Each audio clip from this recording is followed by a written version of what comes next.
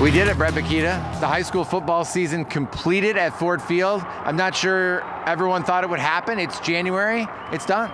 I'm here. I told you I'd have to be here. I'd have to call the game, physically close the game out with you. And yes, it is complete. Capping it off with Catholic Central. And how about Joey Silveri? A 6-touchdown performance today. Well, that's the final game we were following here at Ford Field. The Division V game on Saturday. Grand Rapids Catholic Central taking on Frankenmuth. Of course, the Cougars down a division. They win the state championship in Division IV last year. And Brett, we've seen this. They come out firing on teams. Yeah, and that's the key, I think. They looked at Frankenmuth. Now, this was a team, 75 points is all they gave up in 11 games. I mean, just do the math. I can do that math. It's less than 7 points per game. So I think that Todd Colster said, and they've really done this throughout the playoffs, let's attack early. Let's stretch that defense, and let's see what we can do with Jace Williams and some of their other contacts. Nolan Ziegler today. It was Ziegler to make it 7-0.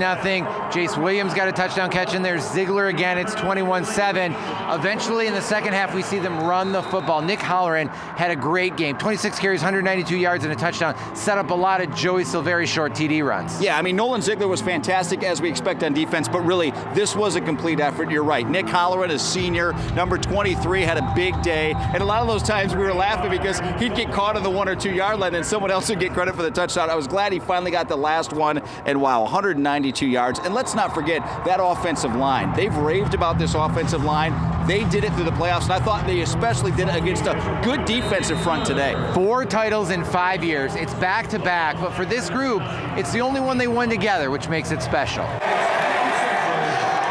Special considering, the crazy year it's been. These seniors, I've played with them for 3 years in a row now, so it's been a long time.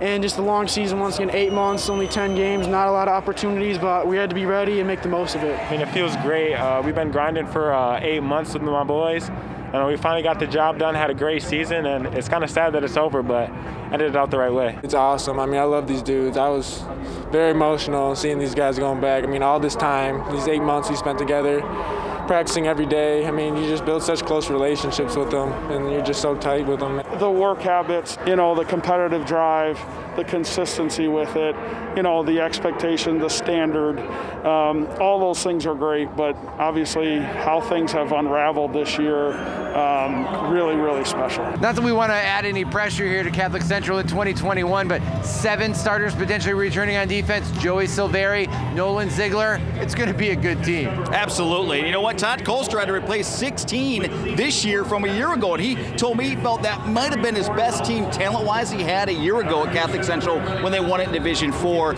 Depending on where they go, Division IV, Division V, because enrollment will change again. It does every year. It's interesting, but you just got to like it. And I like their system the way they do it. A lot of sophomores get chances early to start. And then by the time they're 30-year seniors, we see the results, 4 out of their last 5. Brett, thanks for a season. Hopefully we'll never see anything like it again. Remember, we're only 6.5 months now from practice starting back up in August. For now, though, we're going to send it back to the studio.